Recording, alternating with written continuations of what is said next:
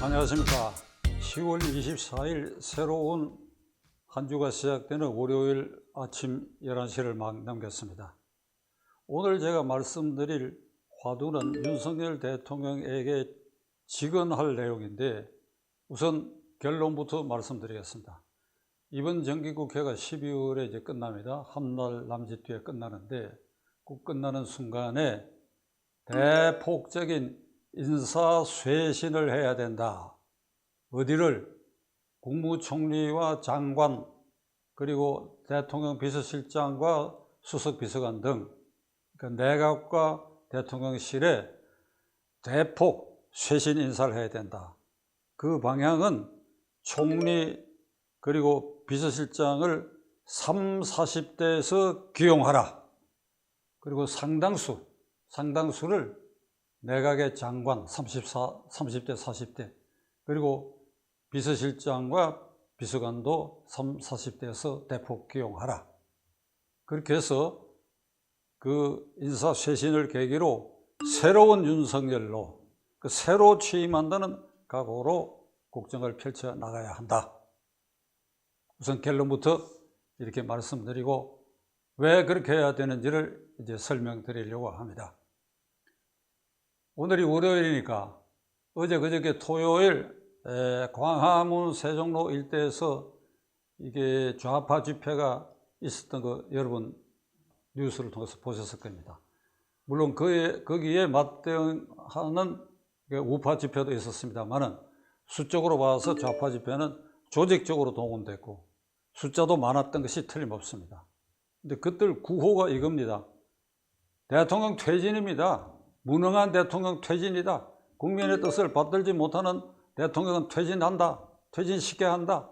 그리고 곁들여 퇴진시켜야 한다. 말 안 들으면 탄핵으로 간다. 이런 아주 위협적인 구호를 전면에 내세웠다는 것도 여러분들은 아마 알고 계시고 대통령과 대통령실도 이 사실을 알고 있을 것입니다.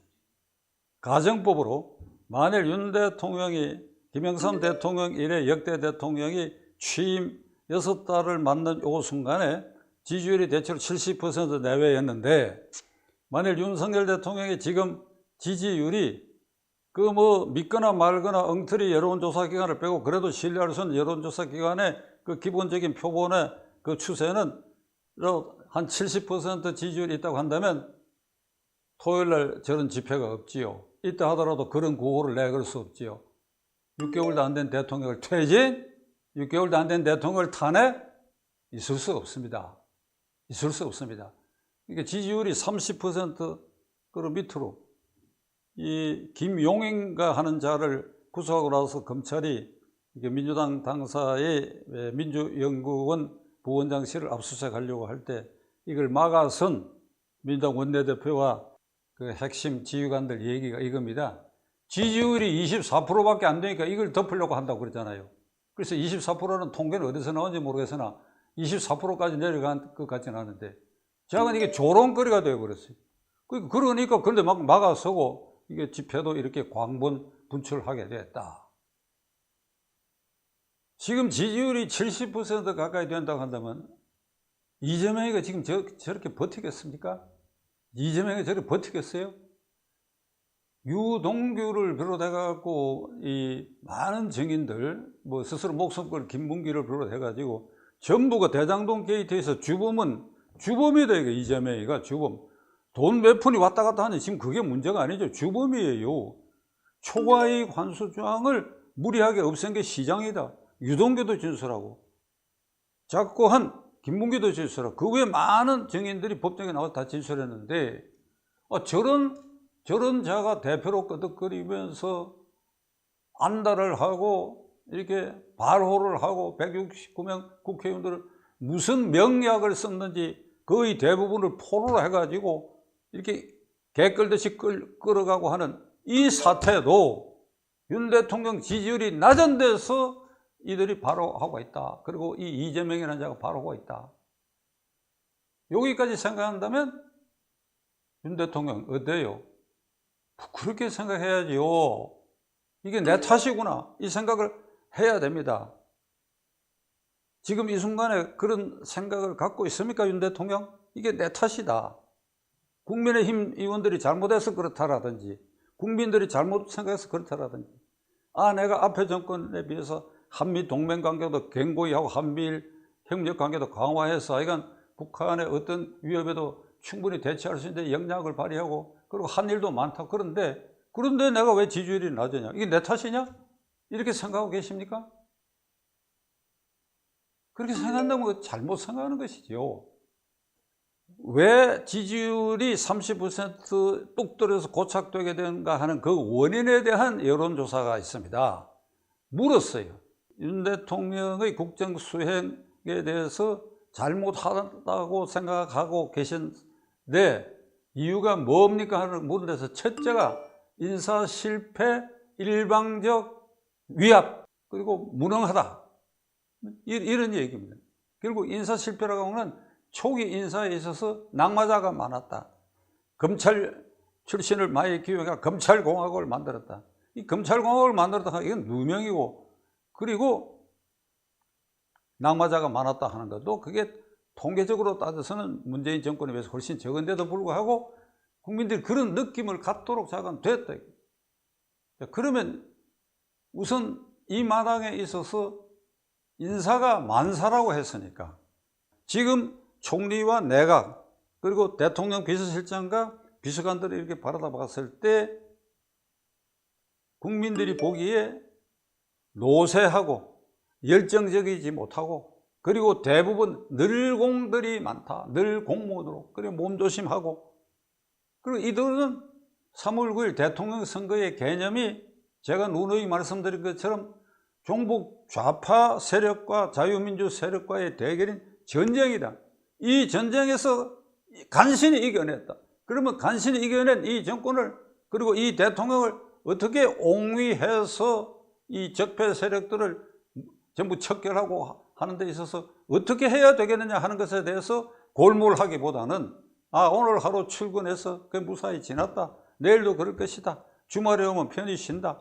이런 생각에 빠져 있다라고 느끼는 것이 국민들의 시각이라고 하는 걸 윤 대통령이 깨달아야 합니다.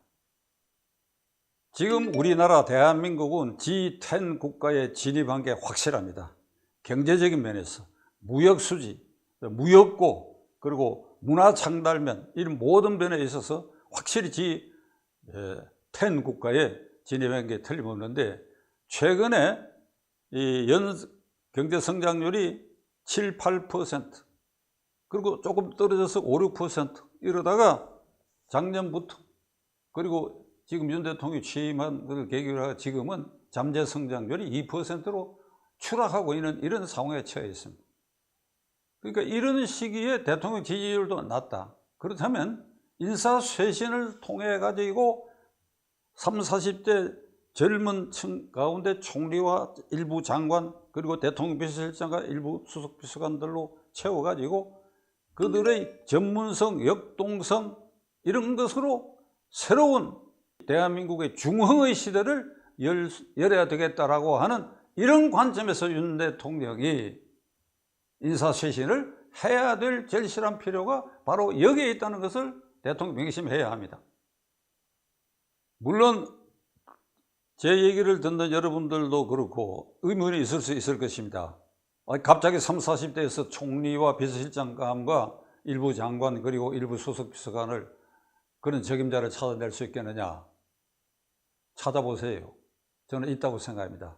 잠재력을 가진 젊은이들이 저는 있다고 생각합니다. 왜 없습니까? 우리는 개방체제에서 새로운 교육을 받은 유능한 인재들 그리고 짧은 기간이지만 실무적 그리고 국가 경영의 비전을 가진 젊은이들이 젊은 층이 많이 있다고 생각합니다. 찾아야 합니다. 찾지 못하는 것도 무능력에 속하는 일입니다. 찾으세요. 얼마든지 찾아서 발굴할 수 있다고 저는 생각합니다. 12월 정기국회가 끝나고 그래야 인사쇄신을 통해서 윤석열의 정권의 새로운 면모를 보여서 이 중흥 내각을 구성을 하고 그것을 뒷받침할 대통령 비서실도 거기에 따라서 쇄신을 한다. 그래야 내년 1월 1일부터는 새바람으로 그래야 국민의 지지율을 확 올렸어. 이재명이가 무슨 짓을 하든지 간에, 야당이 무슨 행패를 부려가 국회를 황폐화하든지 간에 민심을 등에 업는 이상 그들은 이 민심의 벽, 윤석열의 견고해진 이 벽을 절대로 뚫지 못하게 되라고 저는 확신에 맞지 않습니다. 닉슨 대통령이 1960년 대통령 선거에서 존 F 케네디 민주당 후보에게 패배했는데 전국 득표율로서는 15만 표 차이로 아주 아슬아슬하게 졌습니다. 그리고 초기에는 닉슨이 대통령이 된다고 모두 이런 관측을 했는데, 자관 TV 토론을 처음 도입해가지고 그 TV 토론에서 케네디가 좋은 성적을 보여서 그랬다 하는 설도 있는데, 하여간 눈물 어린 패배를 했습니다. 그 2년 뒤에 고향인 캘리포니아에 돌아가가지고 캘리포니아 주지사 선거에 공화당 후보로 나섰는데, 이번에는 민주당의 브라운이라는 사람에게 주지사까지 낙선하고 말았습니다. 그래서 이제 닉슨은 끝났다. 워싱턴에서 총망받은 30대 상원의원으로 등장해서 30대 아이젠하워 대통령과 러닝메이트가 돼서 부통령이 되고, 그래야 그 여세로 케네디하고 붙었는데 될 줄 알았더니 실패했고, 이제 주지사까지 2년 뒤에 실패를 했다. 리차드 닉슨은 완전히 끝났다, 이렇게 모두 생각했습니다. 그런데 그 6년 뒤 68년 대선에서 공화당 후보로 낙점을 받고 그 위에 본선에서 대통령을 당선됐습니다. 그 6년 동안 무슨 일을 했느냐? 아주 자기 혁신을 했습니다. 그때 세계 방방곡곡을 다니면서 각국의 유력한 지도자들하고 인터뷰를 했습니다. 한국에도 왔어요. 그때 왔는데 박정희 대통령하고는 간단히 차 대접만 받고 그랬는데, 그게 각국 지도자들을 면담한 책을 출판했는데 그게 아주 읽을 거리가 많습니다. 그래서 그 각국의 지도자들을 면담하는 과정에서 자신의 장점과 단점을 캐내고, 이런 과정을 통해 가지고 변한 닉슨의 모습을 국민들에게 보인 것입니다. 그래서 68년 선거에 내건 구호가 뉴 닉슨, 뉴 폴리틱스, 새로운 닉슨, 새로운 정책. 윤 대통령 듣고 계신가요? 새로운 윤석열, 새로운 정책, 1월 1일을 기해서 앞에 말씀드린 것처럼 우선 인사쇄신을 통해서 그렇게 결단하시기 바랍니다.